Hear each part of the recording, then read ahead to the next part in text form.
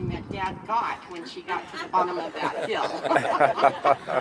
He got to relive that moment for a long, long time. Yeah, never forget. Oh, but they were true soulmates, and she did truly love it with all her heart. She was a great cook. The things that I remember from her childhood is her famous peanut butter cookies, coconut cream pie, and homemade ice cream. They all bring back such great childhood memories. She knew how to stretch a dollar to make ends meet. It was amazing how far she could go. But I thank her to this day because I learned a lot of things from that. But in the home, storage places and cubbyholes became endless pantries. So, and I got that knack from Mom, but I only have one full pantry. I mean, this was a lot. And there was always enough food to feed an army.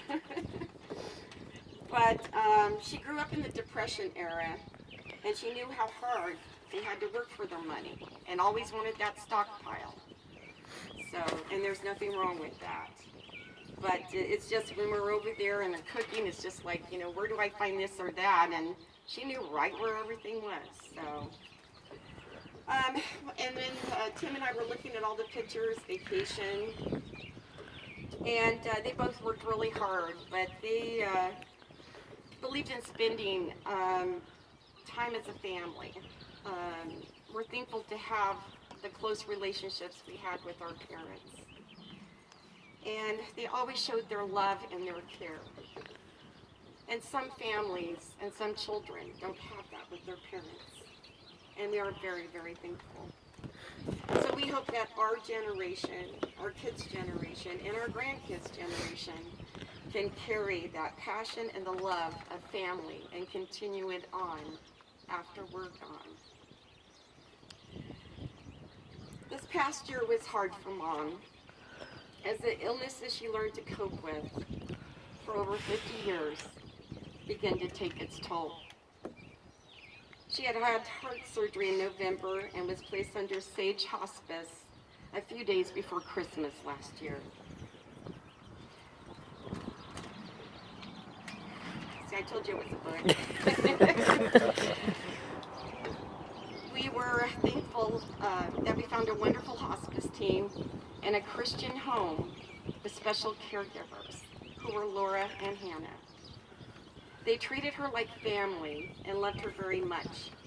They said she was a gem and she was so easy to talk to. And they're better for knowing her.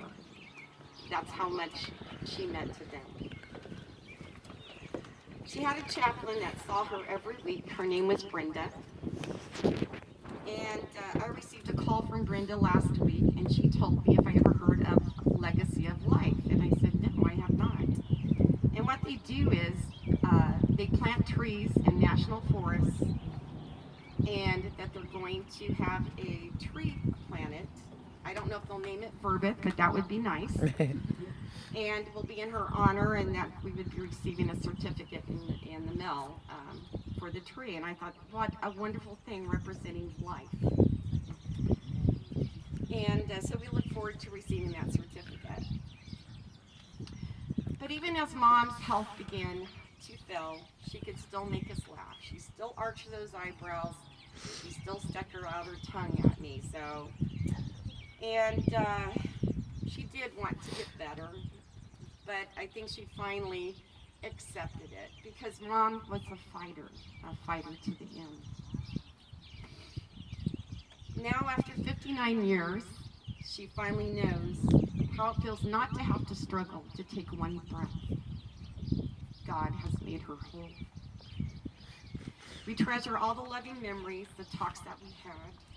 We are thankful because we had so many. I have so many great memories.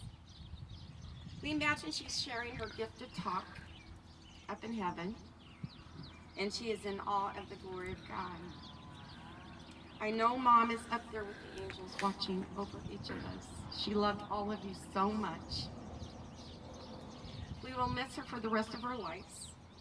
She has left a great legacy and her passion for life.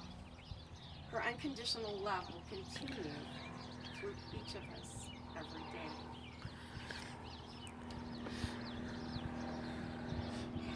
thank you for coming to help us celebrate this beautiful Liz.